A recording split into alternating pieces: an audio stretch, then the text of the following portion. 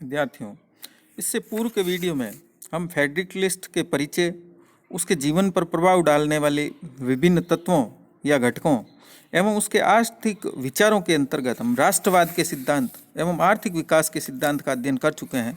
आज हम उससे आगे उसके आर्थिक विचारों को लेंगे, जिसमें सबसे पहले है उसकी संरक्षण की नीति। वणिकवादियों ने भी संरक्षण की बात कही थी, परंतु संरक्षण का जितना प्रबल समर्थक लिस्ट है, उतना प्रबल समर्थक कोई नहीं है। लिस्ट सक्रिय अर्थनीति का पक्षपाती था, अतः उसने उद्योगों के विकास के लिए संरक्षण का ठोस कार्यक्रम प्रस्तुत किया था। संरक्षण कब, किसको और क्यों दिया जाए आदि सभी बातों पर लिस्ट ने विचार किया था। उसने जो संरक्षण के नियम बनाए थे, उसमें ये प्रमुख थे कि सबसे पहला था कि शिशु उद्योगों को संरक्षण दिया जाए, क्योंकि देश के शिशु उद्योगों को बाहरी प्रतियोगिता से बचाने के लिए ये आवश्यक है कि उन्हें हर प्रकार की सहायता देकर के संरक्षित किया जाए। लिस्ट इन उद्योगों को तब तक संरक्षण देने की बात करता है जब तक कि ये उद्योग तरुण तथा विकसित नहीं हो जाते हैं। उद्योगों को तरुण बनाने के लिए संरक्षण देना आवश्यक है, अन्यथा वे अकाल मृत्यु को प्राप्त हो जाएंगे। लिस्ट ने अपने इस तर्क को जर्मनी व इंग्लैंड के उदाहरण से स्पष्ट किया है। उनके अनुसार औद्योगिक दृष्टि से जर्मनी इंग्लैंड के सामने एक छोटा बच्चा है, वह इंग्लैंड से प्रतियोगिता नहीं कर सकता है। इंग्लैंड ने अपने यहाँ उद्योगों का इतना अधिक विकास कर लिया है कि वह अपने माल को विदेशों में थोड़े बहुत हानि उठाकर भी बेच सकता है, परंतु इस प्रतियोगिता में जर्मनी टिक नहीं सकता है, वह हार करके समाप्त हो जाएगा। इंग्लैंड ने जर्मनी की यह दशा कर दी है। तो लिस्ट ने ये सुझाव दिया कि जर्मनी को इंग्लैंड से बचाने के लिए आवश्यक है कि उसके उद्योग धंधों को संरक्षण दिया जाए। दूसरा, फिर संरक्षण के संबंध में उसने कहा कि संरक्षण की नीति केवल पात्र देशों को अपनानी चाहिए, क्योंकि प्रत्येक देश को संरक्षण की नीति नहीं अपनानी चाहिए। इस नीति का पालन केवल लिस्ट के अनुसार उन्हीं देशों को करना चाहिए जो देश आर्थिक विकास की 5वीं अवस्था में पहुंचने की योग्यता रखते हों। दूसरे शब्दों में हम ये कह सकते हैं कि उन्हीं देशों को संरक्षण की नीति अपनानी चाहिए जिनमें बुद्धिमान और परिश्रमी जनसंख्या निवास करती है। इसके अतिरिक्त उन देशों को भी संरक्षण की नीति अपनानी चाहिए जिन देशों में पर्याप्त प्राकृतिक साधन, विस्तृत बाजार और उपयुक्त जलवायु विद्यमान है। लिस्ट के अनुसार उष्ण देशों यानी गर्म देशों को संरक्षण की नीति से कुछ भी लेना देना नहीं है। इस नीति के वास्तविक हकदार जो है वो शीतोष्ण कटिबंधीय देश हैं। जर्मनी में अन्य सब बातें तो है, परंतु वहां पर विस्तृत बाजार की कमी है। अतः लिस्ट ने यहाँ पर सुझाव दिया था कि हॉलैंड और डेनमार्क को जर्मनी में मिला लिया जाना चाहिए। फिर तीसरा, उसने कहा कि आर्थिक विकास की अंतिम सीढ़ी में पहुंचे देश को यह नीति अपनानी चाहिए, नीति नहीं अपनानी चाहिए, यानी संरक्षण की नीति उनके अनुसार स्थायी नहीं हो सकती है। यह नीति परिस्थितियों पर निर्भर करती है। विकसित देशों को इस नीति का पालन नहीं करना चाहिए। इंग्लैंड जैसे देश को तो इस नीति के बारे में सोचना तक नहीं चाहिए। संरक्षित देश जब सामान्य देश की स्थिति में पहुंच जाता है तब उसे संरक्षण की नीति को समाप्त कर देना चाहिए। और लिस्ट ने लिखा भी है कि ये बड़ी गलती होगी कि यदि फ्रांस अपने उद्योग धंधों को भली प्रकार स्थापित और शक्तिशाली होने के पश्चात भी धीरे धीरे एक उदार संरक्षण नीति की ओर न बढ़े और एक सीमित मात्रा में प्रतियोगिता की अनुमति देकर अपने उद्योगों को परीक्षा का मौका न दे, तो लिस्ट के अनुसार एक सामान्य देश वह है जिसके पास शक्तिशाली जहाजी बेड़ा हो, वह स्वतंत्र राष्ट्र हो, जहाँ विज्ञान और कला का विकास हो चुका हो तथा जिस राष्ट्र के पास अनेक उपनिवेश हों। फिर उसने कहा कि कृषि को संरक्षण नहीं दिया जाना चाहिए, क्योंकि वो कृषि के संरक्षण के पक्ष में नहीं था, क्योंकि इससे अनाज के दाम बढ़ जाएंगे जिससे मजदूरी बढ़ेगी और उद्योगों को हानि होगी। उद्योगों के विकास के साथ साथ कृषि की उन्नति उसके अनुसार स्वतः हो जाएगी। जब उद्योग धंधों का विकास होगा तो कृषि जन्य पदार्थों की मांग बढ़ने लगेगी। कृषक मन लगाकर कृषि के उत्पादन को बढ़ाने लगेंगे। प्रकृति ने भूमि को उष्ण और शीतोष्ण 2 भागों में बांटा है। उष्ण क्षेत्र कृषि के लिए और शीतोष्ण क्षेत्र उद्योगों के लिए उपयुक्त है। यदि कृषि को संरक्षण दिया गया तो यह अनुचित हो जाएगा। तो यहाँ बताना चाहता हूँ कि लिस्ट कृषि को संरक्षण क्यों नहीं देना चाहता था। इस प्रश्न के उत्तर में प्रोफेसर जीड एवं रिस्ट ने बताया है कि इंग्लैंड के कॉर्न लॉ बनाकर खाद्यान्न के निर्यात पर रोक लगा दी थी। इससे जर्मनी अपनी कृषि उपज को नहीं बेच पा रहा था। लिस्ट ने समझा कि यदि संरक्षण नहीं होता तो जर्मनी अधिक सुखी होता। लिस्ट ने आर्थिक विकास के लिए संरक्षण को एक आवश्यक शर्त माना है, फिर भी उसे संरक्षण का कट्टर समर्थक नहीं कहा जा सकता। उसने अपनी पुस्तक में ये बार बार कहा है कि आर्थिक विकास की प्रत्येक अवस्था में संरक्षण की नीति आवश्यक नहीं है, साथ ही प्रत्येक देश के लिए संरक्षण भी आवश्यक नहीं है और न ही इसकी सफलता निश्चित है।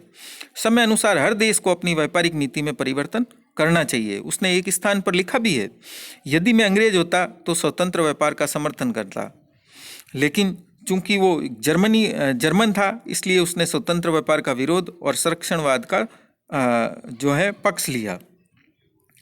इस कथन से ये स्पष्ट नहीं होता है कि वह स्वतंत्र व्यापार का विरोधी नहीं था। हाँ, वो परिस्थितियों के अनुसार संरक्षण को अपनाने की बात करता है।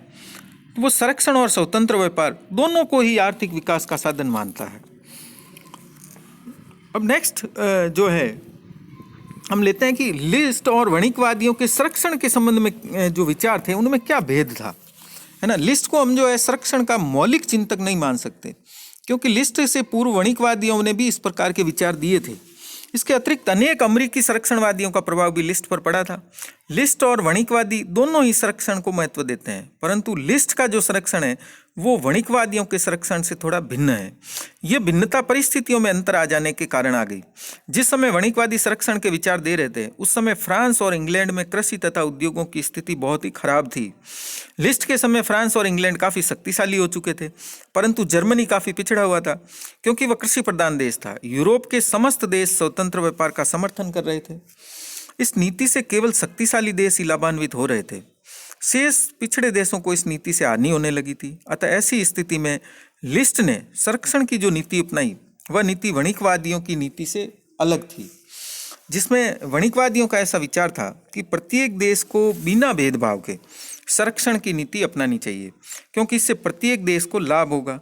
जब लिस्ट इस विचार का समर्थक नहीं था, उसके अनुसार संरक्षण की नीति केवल शीतोष्ण कटिबंधीय से देशों को ही अपनानी चाहिए। उष्ण कटिबंधीय देशों को इस नीति से किसी प्रकार का लाभ नहीं होगा। दूसरा, वणिकवादी स्थायी संरक्षण की नीति को अपनाने के पक्ष में थे, जबकि लिस्ट जो है वो स्थायी संरक्षण के पक्ष में नहीं था। वह उद्योगों को तब तक ही संरक्षण देना चाहता था जब तक कि घरेलू उद्योग विदेशी उद्योगों के साथ प्रतियोगिता करने के योग्य नहीं बन जाते हैं। जिस दिन घरेलू उद्योग शक्तिशाली हो जाएंगे, उसी दिन उस देश को अपने यहाँ से संरक्षण उठा लेना चाहिए। लिस्ट का विचार था कि देश के उद्योगों को तब तक संरक्षण देना चाहिए जब तक कि उनकी आर्थिक उन्नति न हो जाए और देश के उद्योग विदेशों की प्रतियोगिता का मुकाबला करने के योग्य नहीं हो जाते हैं। फिर वणिकवाद की सहायता से अपने देश में सोने चांदी की मात्रा को बढ़ाना चाहते थे, परंतु लिस्ट सोने चांदी की मात्रा को बढ़ाने के लिए संरक्षण के पक्ष में नहीं था, बल्कि वह संरक्षण की सहायता से औद्योगिक विकास और उत्पादन शक्ति को बढ़ाना चाहता था। तो वणिकवादियों और लिस्ट के संरक्षणवाद में अंतर था। अब हम लेते हैं क्या आजकल के यानी जो आधुनिक संरक्षण में और लिस्ट के संरक्षण में क्या अंतर है। तो जिस प्रकार से परिस्थितियां बदल जाने के कारण वणिकवादियों के संरक्षण और लिस्ट का संरक्षण भिन्न भिन्न है, ठीक उसी प्रकार से लिस्ट का संरक्षण और आधुनिक संरक्षण भी भिन्न भिन्न है। जिस समय लिस्ट संरक्षण का विचार दे रहा था, उस समय की परिस्थितियां आज से अलग थी, है ना, और अलग परिस्थितियों के कारण ही ये अलग हुआ। तो इसमें जो भिन्नता है वो है कि व्यापक संरक्षण की नीति, क्योंकि जो वर्तमान में जो संरक्षण की नीति अपनाई जाती है वो व्यापक पैमाने पर अपनाई जा रही है। इस नीति का जो मुख्य उद्देश्य है वो विदेशी प्रतियोगिता से अपने आप को बचाना है, जबकि लिस्ट का जो संरक्षण था वो तब उपयुक्त मानता है जब तक कि वह देश सामान्य अवस्था में नहीं पहुंच जाता है। जब कोई देश सामान्य अवस्था में पहुंच जाता है तब उस देश से संरक्षण हटा दिया जाना चाहिए। तो लिस्ट के अनुसार जो सामान्य स्थिति वाले देश हैं उनको स्वतंत्र व्यापार की नीति का पालन करना चाहिए। यदि आज लिस्ट जीवित होता तो वह स्वतंत्र व्यापार का पक्षपाती अवश्य होता, क्योंकि आज अधिकांश देश सामान्य स्थिति में पहुंच चुके हैं।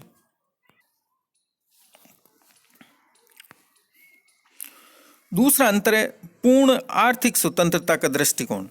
वर्तमान में जो संरक्षण की बात की जा रही है उसका उद्देश्य राष्ट्र को हर मामले में आत्मनिर्भर बनाना है। जहाँ तक लिस्ट के विचार हैं, उनका प्रश्न है वह पूर्णतः राष्ट्रीय आत्मनिर्भरता को एक स्वप्न समझता है। एक सर्वव्यापी आर्थिक भाईचारे का वह समर्थक था, जिसके अंतर्गत सभी राष्ट्र स्वतंत्र व्यापार के द्वारा एक दूसरे को सहयोग देते हुए लाभ उठाएंगे। फिर नेक्स्ट तर्क है स्वदेशी का। आधुनिक संरक्षण का जो प्रमुख आधार है वो स्वदेशी है। हम देख चुके हैं, कोरोना काल में भी देख चुके हैं कि आजकल हम स्वदेशी की बात इसलिए करते हैं कि हम इस प्रकार की बीमारी फैल जाए, जब आवागमन के साधन बंद हो जाएंगे तो ऐसी स्थिति में लोग क्या करेंगे। तो इसी प्रकार से आज दुनिया के जो सभी देश हैं उनमें स्वदेशी की भावना बढ़ने लगी है। ये बातें देशभक्ति से प्रेरित होकर भी अपनाई जाती है और परिस्थितियों के अनुसार भी अपनाई जाती है। जैसे भारत में महात्मा गांधी ने स्वदेशी आंदोलन के समय विदेशी वस्तुओं का बहिष्कार करने की बात कही थी। इसी प्रकार अमेरिका में संरक्षण को राष्ट्रीय संस्कृति के विकास की युक्ति के रूप में प्रयोग किया गया, जिसके अंतर्गत सभी नागरिक विदेशी वस्तुओं की अपेक्षा स्वदेशी वस्तुओं का उपयोग करते हैं। लिस्ट के संरक्षण के विचारों को पढ़ने से हमें ये पता चलता है कि वह संरक्षण को राष्ट्रों की आर्थिक संस्कृति को उस स्तर तक उठाने का साधन मानता था जहां सभी राष्ट्रों की वस्तुएं सभी राष्ट्रों में स्वतंत्रता पूर्वक आने जाने लगे। तो इस प्रकार हम कह सकते हैं कि लिस्ट जो है वो वणिकवादी संरक्षण और आधुनिक संरक्षण के बीच की कड़ी है, और उस समय की तत्कालीन परिस्थितियों के कारण उसने इस प्रकार के विचार दिए। नेक्स्ट हम लेते हैं कि लिस्ट का जो है उत्पादन की शक्ति का सिद्धांत। लिस्ट जो है उसके आर्थिक विचारों में सबसे महत्वपूर्ण बात उत्पादन शक्ति का सिद्धांत ही है। लिस्ट का यह विचार उसे आर्थिक विचारों के इतिहास में अमर कर देता है। जैसा कि हम पूर्व में पढ़ चुके हैं कि प्रतिष्ठित संप्रदाय के जो अर्थशास्त्री थे वो हमेशा अपना ध्यान विनिमय मूल्य पर केंद्रित करते थे। उनके विचार में वही राष्ट्र शक्तिशाली है जिसमें अधिक से अधिक उपभोग की वस्तुएं उपलब्ध होती है। अतः राष्ट्र की शक्ति को बढ़ाने के लिए उपभोग वस्तुओं के उत्पादन को बढ़ाया जाना चाहिए। लिस्ट ने परंपरावादियों के इस विचार का विरोध किया और उसने विनिमय मूल्य के विचार के विपरीत उत्पादन शक्ति के विचार को अधिक महत्व दिया। इस महत्वपूर्ण विचार के संबंध में प्रोफेसर जी रिस्ट ने लिखा है कि वास्तव में लिस्ट ने अर्थशास्त्र को ये महत्वपूर्ण विचार दिए हैं। प्रथम, विश्ववाद के विपरीत राष्ट्रवाद, और दूसरा विनिमय मूल्य के विपरीत उत्पादन शक्ति का विचार।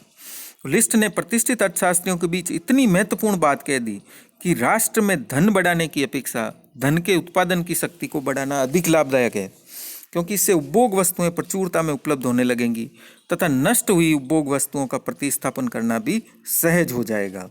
तो लिस्ट धन की अपेक्षा धन के उत्पादन को करने वाली शक्ति को महत्वपूर्ण स्थान देता है। वास्तव में वह धन की अपेक्षा धन को पैदा करने वाली शक्ति अधिक महान मानता है। यही शक्ति का स्रोत है। इस स्रोत का जो पोषण है वो अत्यंत आवश्यक है। लिस्ट देश की समृद्धि को धन के आधार पर नहीं आंकता है, बल्कि वह देश की समृद्धि को उत्पादन शक्ति के रूप में आंकता है, और समाज की समृद्धि धन पर नहीं, धन के उत्पादन के कारणों पर निर्भर करती है, ऐसा उनका मानना था। धन के उत्पादन की शक्ति क्या है, इस संबंध में लिस्ट के विचार अधिक स्पष्ट नहीं है। फिर भी यह कहा जा सकता है कि उसके विचार भौतिक तथा आर्थिक दृष्टिकोण से कुछ भिन्न अवश्य हैं। यह बात उसके इस कथन से स्पष्ट होती है कि प्रत्येक राष्ट्र को अपनी भौतिक संपत्ति का कुछ भाग दक्षता, संगठन शक्ति तथा संस्कृति को बढ़ाने के लिए खर्च करना चाहिए। तो लिस्ट के ऐसा कहने का ये अर्थ है कि वर्तमान में धन का जो उपभोग है होने से यदि भविष्य में उत्पादन शक्ति को बढ़ाने की आशा है तो धन को वर्तमान व्यय से बचा लेना चाहिए। जब तक हम अपनी भविष्य की आवश्यकताओं पर ध्यान नहीं देंगे तब तक हमारी उत्पादन शक्ति, योग्यताएं एवं सभ्यता का विकास नहीं होगा। तो लिस्ट ने भावी उत्पादन शक्ति को बढ़ाने के लिए दो शक्तियों को महत्वपूर्ण माना था, जिसमें सबसे पहली शक्ति थी नैतिक एवं सामाजिक संस्थाओं को संरक्षण देना। भावी उत्पादन शक्ति या भविष्य की उत्पादन शक्ति को बढ़ाने के लिए भौतिक साधनों की अपेक्षा अभौतिक साधनों का अधिक महत्व होता है। लिस्ट के अनुसार नैतिक तथा राजनीतिक संस्थाएं एवं परंपराएं, जनतंत्रीय सरकार, प्रेस की स्वतंत्रता, विचार की स्वतंत्रता, आत्मा की स्वतंत्रता, जूरी द्वारा मुकदमा करना, न्याय प्रकाशन आदि बातों का महत्वपूर्ण स्थान होता है। इन शक्तियों के विकास से श्रम के नैतिक साहस में वृद्धि होती है। और दूसरा उन्होंने कहा उद्योग। लिस्ट उत्पादन शक्ति का जो प्रधान साधन है वो उद्योग को मानता है। लिस्ट ने उद्योगों को सामाजिक शक्ति कह करके पुकारा है। उसने अपनी पुस्तक national system of political economy के 17वें अध्याय में कृषि की अपेक्षा उद्योगों को अधिक महत्व देने की बात कही है। लिस्ट कृषि व्यवसाय को हेय दृष्टि से देखता था। उसका ऐसा मानना था कि कृषक बेढंगे, मंदबुद्धि, रूढ़िवादी, असभ्य और राष्ट्रीय भावना से रहित होते हैं, जिससे देश के आर्थिक विकास में बाधाएं पड़ती है। इसके विपरीत उद्योग प्रधान देशों में आर्थिक लाभ तो होते हैं और इसके विपरीत वहाँ स्वतंत्रता की भावना, नैतिकता व योग्यता की भी कमी नहीं होती है, जिसके कारण वहाँ उत्पादन अधिक बढ़ता है। तो औद्योगिक विकास के कारण देश में प्राकृतिक साधनों का विकास होने लगता है तथा नए नए स्थानों की खोज और नई तकनीक का प्रयोग किया जाने लगता है। उद्योग प्रधान राष्ट्रों में श्रम विभाजन का विस्तार होता है, जो औद्योगिक उत्पादन को बढ़ाता है। तो औद्योगिक विकास अप्रत्यक्ष रूप से कृषि व्यवसाय को भी लाभदायक व विकसित कर देता है। उत्पादन शक्ति के सिद्धांत को समझाने के लिए लिस्ट ने एक बोध कथा भी दी थी, है ना। इस बोध कथा को समझ लेने से हमें लिस्ट के उत्पादन शक्ति के सिद्धांत को समझने में आसानी हो जाएगी। जैसे कि उसने बताया था कि अ और ब मान लें कि दो भाई है, प्रत्येक की जो मासिक आय है वो 500 रुपये है। अ अपनी कुल आय को उपभोग पर खर्च कर देता है। वह अपने बच्चों की शिक्षा, स्वास्थ्य की देखरेख पर अपनी आय का 1 पैसा भी खर्च नहीं करता है, जबकि ब अपनी आय का अधिकांश भाग बच्चों की शिक्षा, स्वास्थ्य और उनकी देखरेख पर खर्च करता है। व्यय के इस क्रम को देखने से सहज ही ये बात समझ में इससे आ जाती है कि अ का वर्तमान जीवन ब के वर्तमान जीवन से अधिक सुखमय तो है, क्योंकि अ वर्तमान सुख को महत्व दे रहा है, जबकि बी या ब जो है वो भावी जीवन को ज़्यादा महत्व दे रहा है और वर्तमान में त्याग कर रहा है। तो लिस्ट के अनुसार बी अधिक बुद्धिमान है, क्योंकि उसकी नीति भविष्य के हित में ही है, क्योंकि अ वर्तमान आवश्यकताओं की पूर्ति करके संतोष प्राप्त कर लेता है और भविष्य में जब ए के बच्चे अशिक्षा के कारण अनपढ़ रह जाएंगे तब वे उतनी आय प्राप्त नहीं कर सकेंगे जितनी ब के शिक्षित बच्चे कर पाएंगे। तो अतः भविष्य में ब जो है वो अ की अपेक्षा अधिक उपभोग वस्तुओं को प्राप्त करके सुखमय जीवन व्यतीत करेगा। इस दृष्टि से लिस्ट उपभोग वस्तुओं की अपेक्षा निर्माण उद्योगों जैसे सीमेंट, खाद के कारखाने, मोटर, मशीन आदि को अधिक महत्व देता था। इस बात की जानकारी इंगरसोल को उसके द्वारा लिखे गए पत्र से हमें प्राप्त होती है। तो उत्पादन शक्ति के सिद्धांत के अंतर्गत उद्योग के महत्व के लिए लिस्ट निर्माण उद्योगों को सर्वाधिक महत्व देता है। अब निर्माण उद्योग कैसे विकसित हो सकते हैं, इस प्रश्न के उत्तर में प्रतिष्ठित अर्थशास्त्रियों का ऐसा कहना था कि निर्माण उद्योग स्वतः ही भविष्य में विकसित हो जाएंगे, परंतु लिस्ट जो है उसका प्रतिष्ठित अर्थशास्त्रियों से थोड़ा भिन्न मत था। उसके अनुसार यदि उद्योगों के विकास को प्राकृतिक अवस्था पर छोड़ दिया गया तो इससे विकास में सैकड़ों वर्ष लग जाएंगे। तो उद्योगों के विकास के लिए एक सुनियोजित योजना बनानी होगी। और वो लिखते हैं कि सत्य है कि अनुभव हमें बताता है कि हवाएं बीज को एक देश से दूसरे देश ले जाती है तथा बंजर भूमियां घने वन प्रदेशों में बदल गई हैं, लेकिन क्या इस आधार पर वन पालक के लिए बुद्धिमानी की नीति होगी कि वह तब तक रुका रहे जब तक कि युगों की अवधि में प्रकृति उक्त परिवर्तन स्वयं नहीं ला देती है। तो इस प्रकार से उसने उत्पादन शक्ति का एक महत्वपूर्ण सिद्धांत दिया, जिसमें उसने नैतिक व सामाजिक संस्थाओं को संरक्षण देने के साथ साथ उद्योगों के महत्व पर भी प्रकाश डाला। नेक्स्ट अब हम चलते हैं कि लिस्ट के विचारों का मूल्यांकन करते हैं। तो हमें पता चलता है कि लिस्ट के जीवन काल में उसके विचारों का विशेष प्रभाव नहीं पड़ा, परंतु समय के बीतने के साथ साथ उसके विचारों का महत्व बढ़ता गया। आज आर्थिक विचारों के इतिहास में लिस्ट का महत्वपूर्ण स्थान है। इस बात को भी स्वीकार करते हैं कि लिस्ट एक व्यक्ति था जिसने सर्वप्रथम जर्मनी के एकीकरण की बात कही थी। उसकी बात यह सत्य हो चुकी है। तो लिस्ट को रिकार्डो और मिल जैसे अर्थशास्त्रियों के हम समकक्ष नहीं मान सकते हैं, क्योंकि उसमें इन अर्थशास्त्रियों के समान आर्थिक विश्लेषण की शक्ति का अभाव था। इस बात को स्वयं लिस्ट भी महसूस करता था। इस दृष्टि से उसका अध्ययन सीमित था तथा उसका उत्पादन शक्ति का जो सिद्धांत है वो मूलर के सिद्धांत का ही रूपांतरण था। लिस्ट भले ही रिकार्डो और मिल जैसे अर्थशास्त्रियों की श्रेणी में नहीं आता हो, परंतु उसका महत्व इस बात में है कि वो एक व्यवहारिक अर्थशास्त्री था। उसने अर्थशास्त्र को व्यवहारिक बनाकर और अधिक उपयोगी बना दिया था। लिस्ट की संरक्षण नीति ने जर्मनी की व्यापारिक नीति को पूर्ण रूप से परिवर्तित कर दिया। यद्यपि उसका प्रभाव तत्काल नहीं हुआ, उसके विचारों का प्रभाव केवल जर्मनी तक ही सीमित नहीं रहा था, वह अमेरिका तथा भारत जैसे देशों में भी रहा है। अमेरिका की रिपब्लिक पार्टी ने अपना आर्थिक कार्यक्रम लिस्ट के विचारों से प्रभावित होकर ही बनाया था। अमेरिकन अर्थशास्त्री कैरे की संरक्षण की नीति भी लिस्ट के विचारों पर आधारित थी। जैसा कि जेएफ बेल ने कहा है कि उसे अमेरिकन संरक्षणवाद का जनक कहा जा सकता है। भारत में भारतीय अर्थशास्त्र का अध्ययन लिस्ट के विचारों से प्रेरित होकर ही किया जाने लगा है। तो इसके योगदान को हम जो है इसी प्रकार से नहीं ले सकते। उसका जो योगदान है वो प्रमुख बातों में था कि उसने ऐतिहासिक अध्ययन के महत्व को समझा, क्योंकि वो पहला अर्थशास्त्री था जिसने अर्थशास्त्र के अध्ययन में इतिहास की सहायता ली थी। वह आर्थिक समस्याओं का समाधान ऐतिहासिक विधि से करना चाहता था। उसने अपनी पुस्तक में उन्हीं विधियों का प्रयोग किया है जिनका प्रचार ऐतिहासिक संप्रदाय के विद्वानों ने किया था। इस दृष्टि से जो लिस्ट है वो ऐतिहासिक स्कूल का पिता कहा जा सकता है। फिर उसने जो है अर्थशास्त्र को व्यवहारिक रूप प्रदान किया। वणिकवादी विचारक जो थे वो व्यवहारिक विचारक थे। उन्होंने अर्थशास्त्र को व्यवहारिक रूप प्रदान किया, परंतु बीच में अर्थशास्त्र के व्यवहारिक स्वरूप को भुला दिया गया था। बाद में लिस्ट ने आकर के इस विचार को वापस पुनर्जीवित किया। लिस्ट ने व्यक्ति और विश्व के बीच की महत्वपूर्ण कड़ी राष्ट्र को सर्वाधिक महत्व दिया। उसने आर्थिक क्रियाकलापों को नया मोड़ दिया और ये प्रयत्न किया कि इससे राष्ट्र शक्तिशाली बने, क्योंकि राष्ट्र की शक्ति पर ही व्यक्ति की शक्ति निर्भर करती है।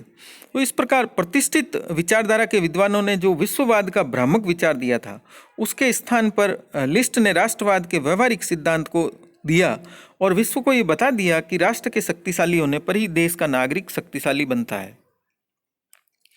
लिस्ट ही वह प्रथम अर्थशास्त्री था जिसने व्यापार के विकास के लिए राजनीति व अर्थशास्त्र के समन्वय की बात कही थी। उसके अनुसार अर्थशास्त्र को राजनीति से अलग नहीं किया जा सकता। लिस्ट ने अर्थशास्त्र के स्थिर धारणा के स्थान पर गतिशील धारणा को प्रतिस्थापित किया। उसने आर्थिक उन्नति के कारणों का विश्लेषण किया और विकास के साधन बताए, किंतु इससे पूर्व प्रतिष्ठित शाखा के विद्वानों ने आर्थिक विकास के संबंध में स्थिर धारणा को ही अधिक महत्व दिया था।